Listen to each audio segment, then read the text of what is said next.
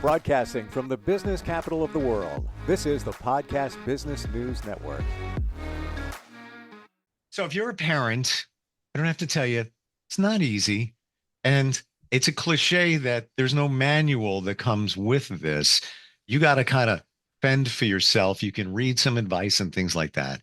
But it can be a challenge. There's so much going on. Work, balance, sports, depending on your kid's age and all of that. How can you be the best parent? And even looking back, maybe what changes you would have made. Chapter 9 of her book, Love Yourself, Love Your Life, talks about raise the human race. So we're going to dig into that chapter today and give some insight on raising our kids and navigating some of those challenges. She is an amazing psychologist, and she's written some great books, including this one. She's back with us. Dr. Ann Creekmore is on the program. Hi, Ann. Hi, Steve. How you doing? I'm well. I love this chapter. I missed it. I don't know how when I was looking, throughout the rest of the book, and today it just popped in front of me. Um, what matters? And that is there's a poem here. And I won't get deeper into actually. I just saw that you wrote it. Yes, all the poems in the book are mine. I didn't realize that. And it's written by your pen name, Yes.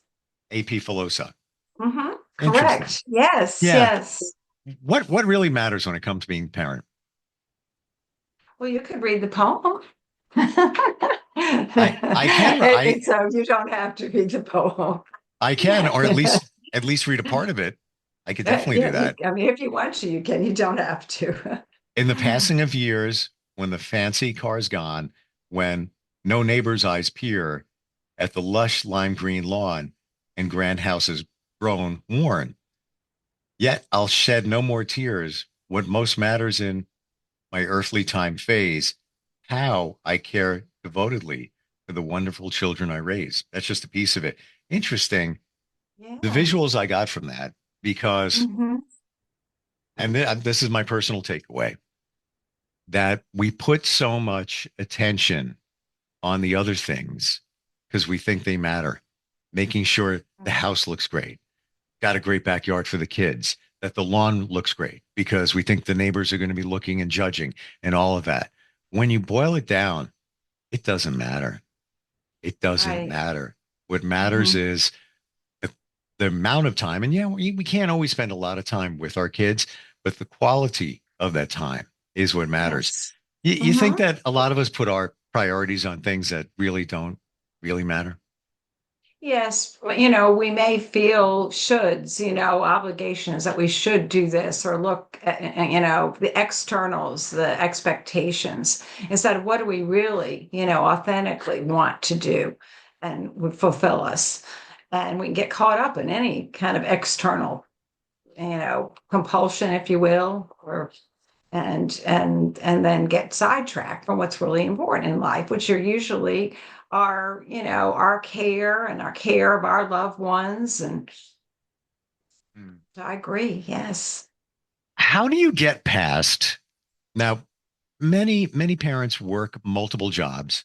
How do you get past the guilt of not spending enough time with your kids? Now, let's be honest, you have to have your time too, because like, Absolutely. cliche, on the airplane, they tell you to put the mask on you before you put it on the person next to you. Right. Correct. Um, how do you get past the guilt, in those situations?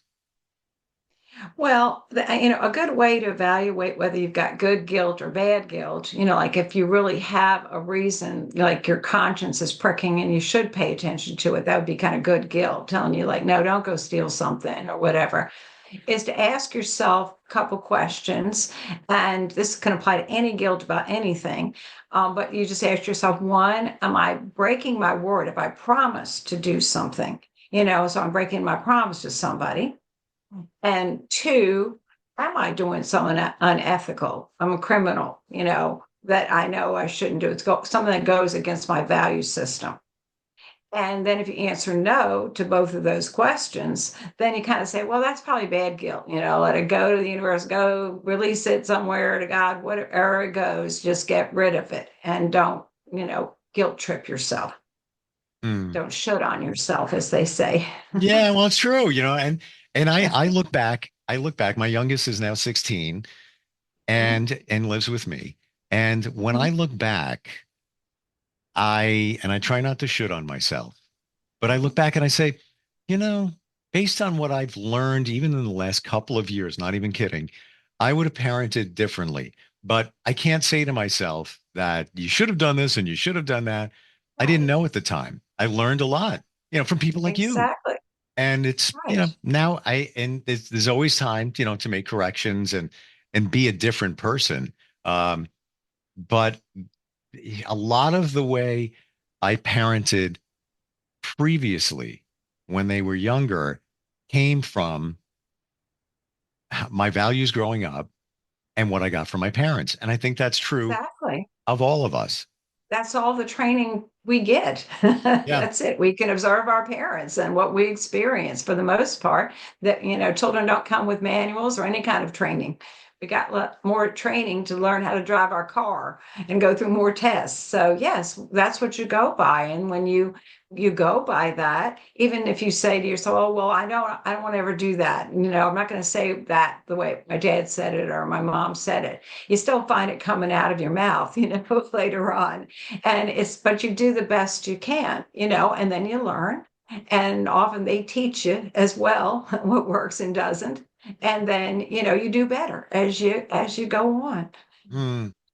Do you think that the world would be a better place and we would be better parents if before we had kids, and this is a fantasy, Yes, yes, if it's if we had therapy or were able to work on ourselves from our childhood, because we've identified before that, a lot of the way we act yes. as adults came from our childhood.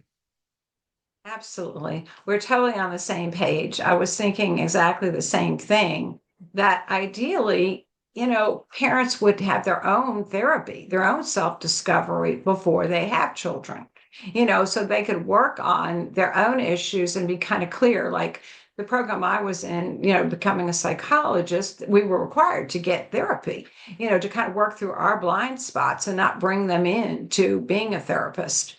And I think that would be super. And I think it's great when people come in, to therapy and they work on themselves. Sometimes they come in, when the child is young because the child is having a problem.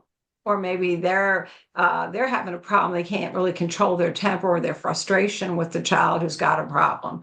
But whatever it is, or whenever it is, it's always good to go into therapy and just work through your own stuff so you can just kind of be this, clear, vessel of love and patience and so on, and not get triggered and lose your temper with your child or say things you really don't mean. And if you go into therapy, you'll work. A lot of people come in, they'll, whether they come in for themselves or for their child, they'll eventually bring them up and talk about some issues. And it, can be just like an adjunct to your therapy, even just how to, to parent, or how Hmm. you feel about your parenting and want to improve it. Do you feel that many of us are our parents? Yeah, you always hear that. Oh my God, I just realized I'm my mother, I'm my father. Do you believe that we are in many regards? Absolutely, because that's how we've learned. And it just comes out unless we've actually worked through our feelings about it or made conscious decisions to do things differently. I'll work through some traumas, even when you're a child, certain things happen to you at certain ages that might actually, not have been handled, in the way that it healed. You didn't maybe get taken to therapy to work on having been bullied, so you didn't work that through. And then when your child enters school and you're all worried about them being bullied because that's what happened to you. And then you maybe can put up Mm, the defenses for them that aren't even going to be necessary. But it's just on your subconscious mind. a Mhm. 100%. And my mom was somewhat overprotective. And Mhm. in the beginning of being a parent, so was I. And I didn't Right, realize it. exactly. I was just doing what I thought I should be doing until I realized later in life if the kids would be running or something, like, oh, I can be careful, be careful. And then one day I just had an epiphany. So what? You fall, you get Right. hurt. Suck it Right. up. What's the worst that could happen? If it's stitches, if it's a broken bone, it's all your kid. It's all going to heal. Yeah. Within reason. I'm talking Within here. reason, it's what they do best. Just get a little boo-boo here and there, it's one of the Yeah. things they do best. So, let them feel free and just they're going down, and then they pop up and they didn't even know they had a fall. It's like, whoa, I was doing something fun. Yeah, that's what I used to do when I see them go down. Whee! And then they're like, yeah, that was cool.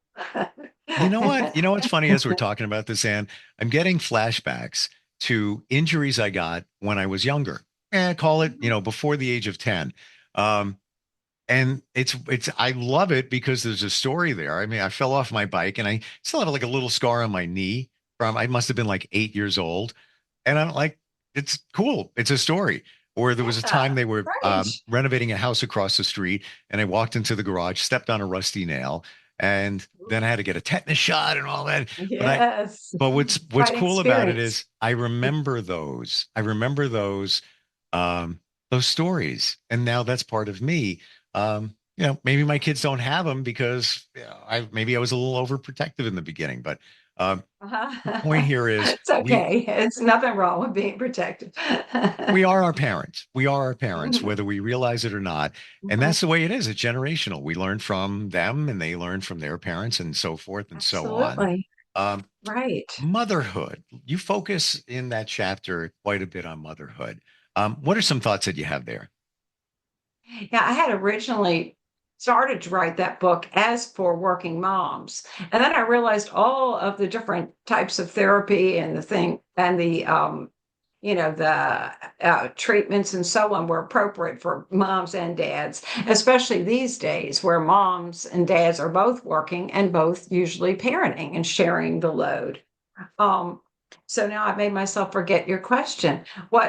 So in other words, is this for everybody, even though that chapter is written for mothers, working mothers, it really applies to everybody.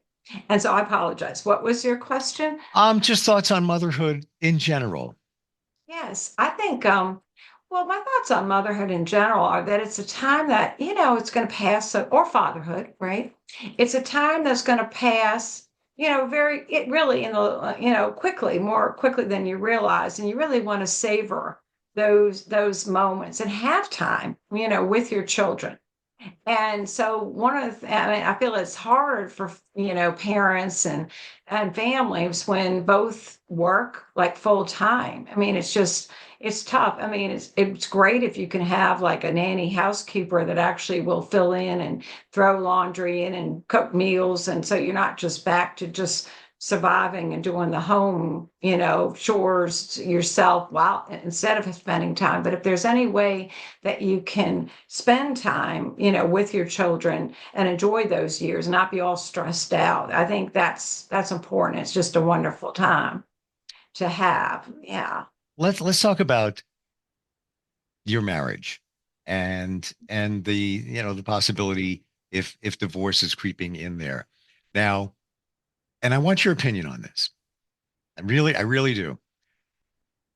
I've talked to some people that believe that you get married, you have kids, you made a commitment to the kids, short of abuse, short of abuse, Right. Correct. You that can't stay there.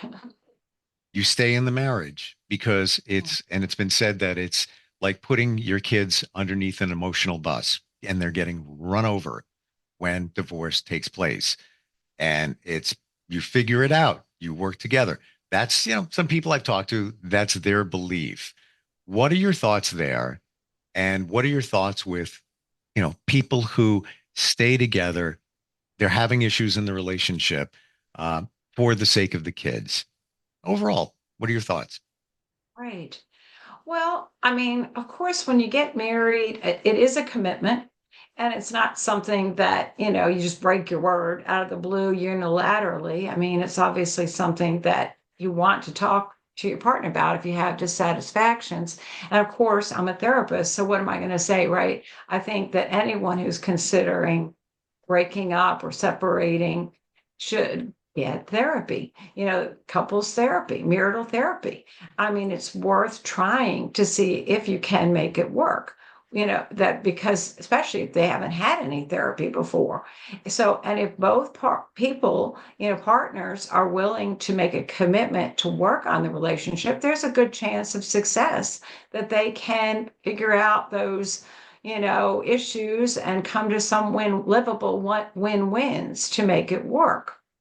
Now, and as you said, though, of course, I mean, if there was something like a domestic violence situation going on, obviously that's separate, you don't stay in harm's way. And that's better for everybody concerned, both sides get apart, and because the perpetrator can be going to jail and ruin his life or whatever. And but even then, they could be separated. They don't have to be seeing each other. And if there's no restraining order at that point, and it really hasn't been a full domestic arrest type of thing, they can work living in separate households to see, what led up to that, what's been triggered, learn anger management. There's like DV school where they teach both parties, both partners, how to behave so that it doesn't escalate into a physical aggressive incident. So, that's me. I would say just, when you start early, a lot of women, and somebody was just talking about this, one of my clients, and he was citing some research, which I was familiar with. It reminded me that women a lot of times will try to talk to their partners that they're unhappy. And so by the time that they actually are saying, well, now I want to just separate, it's been like 2 years, according to the research or something, where they feel they have been reaching out and saying they're unhappy and they want to work on this and they're getting no response. And they're doing their grief work. They're crying and they're feeling the sadness of feelings of impending loss. And they're kind of in a better place by the time that the man finally finds out, Oh, yeah. Like, what? And he's just at the beginning of shock in the first phase of grief. And she's already worked through and been doing some of her grief, actual mourning, and they're in totally different places.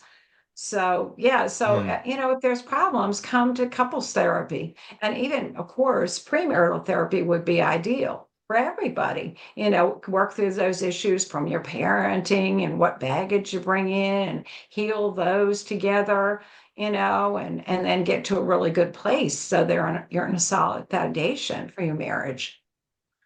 What you said, I've heard that when a woman makes a decision to end a relationship, she's already made the decision 6 months, minimum 6 months before. Right. It's already been She's done. realized it's not working. Yeah. Yeah. She's already checked out, probably even longer, especially if it's a longer Right. relationship. So Mhm. to your point, by the time she's done, whether it's going to be separation or divorce, she's already checked out in her mind. Meanwhile, the man is like, what? I didn't know that anything was wrong, Yeah. but they have been trying to talk the whole time and ask them, could you come to therapy maybe, or tell them they're having problems, but they just in denial, I guess, don't really pick up on it.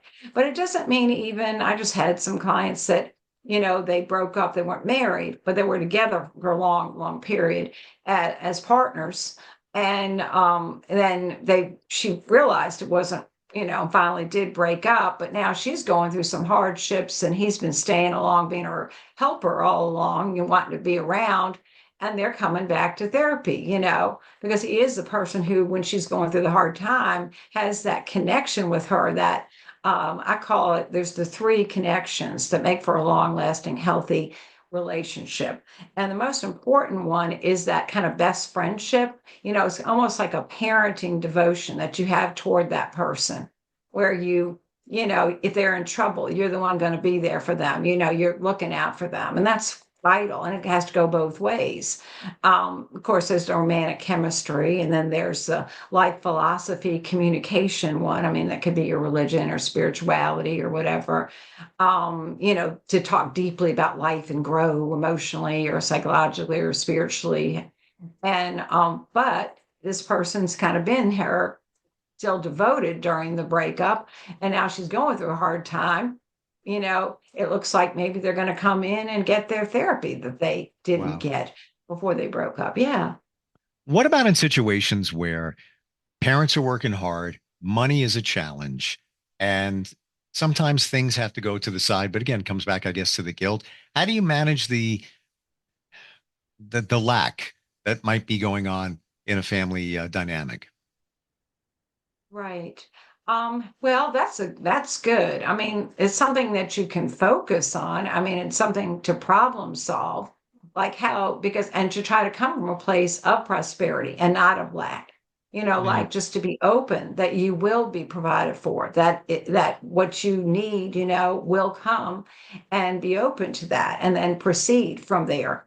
And then you be, instrumental in your own life to figure out, well, how can this happen? Where can this happen? Start with your budget. What can we cut out? Where can we add?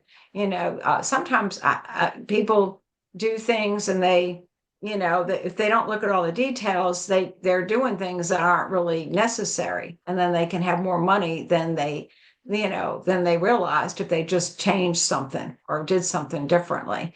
But I mean, I know it's tough, but it is something to just be open, to the good coming to you, and then kind of proceed on that. Well, that gets back to the principle of energy and being open to receiving.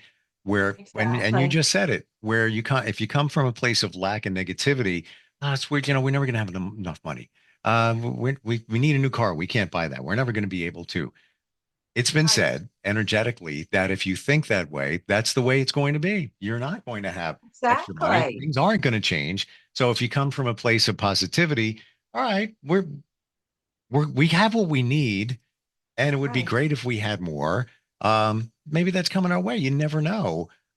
More times than not, I've seen people make changes in their life just from that things just showed up. Exactly. They're like, got a refund check in Absolutely. the mail I wasn't expecting. Here it is. Right. It took care of the repair thing we needed to have done. It's Correct. done. So yes, absolutely. The openness to the good is fundamental, to creating good in your life, and knowing Yeah. you deserve good. And it'll be there. Love the chapter. And I didn't realize that all the poems were written by you. Oh, Wow. yes. So cool. Um, Thank you. that's just one of a few books that you've written, and details on how, if somebody is looking at maybe some either marriage counseling, or they're looking for some psychotherapy as an individual to be a better parent, or even the books, how do we find you? Yes, the easiest way is to just go to Psychology Today. It's kind of a directory for a lot of therapists, and just put in my name, Ann Creekmore, and it's under my picture. My name is just, I put a link, and it goes right to my website with the phone numbers, books, and so on. So it should be pretty easy. Psychology Today. Always great talking with you, and thanks so much for being here today. Thank you, Steve. We'll be right back. Are you looking for even more of the podcasts and hosts that you love? The Podcast Business News Network is proud to announce that you now have even more ways to listen live. Check out the MyTuner Radio, online radio box, and Simple Radio apps on iOS and Android, or find us online. Search for Business News Network on mytuner-radio.com, or search Podcast Business News Network on streama.com and onlineradiobox.com/US. Take your podcast on the go and don't miss a minute of the action.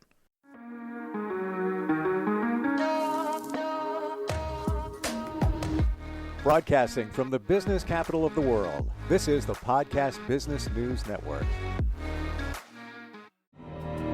For nearly 2,000 severely injured veterans, everyday life has become filled with barriers. Day-to-day simple tasks can become pretty daunting. I have to carry my chair up 2 flights of steps or have somebody do it for me. What scares me the most is just the falling. When I'm struggling with my house, I think, to have that one great barrier just knocked down, I mean, it's crucial. Home for Our Troops is a wonderful nonprofit that builds a mortgage-free, fully adaptive, handicap-accessible house. And there's no catch. It'll be our very first home that we've ever owned. This is a game changer. This is where your life begins again. We need you to join us in completing this important mission. Please visit hfotusa.org and help build homes and rebuild lives. Because of you, everything's going to be okay.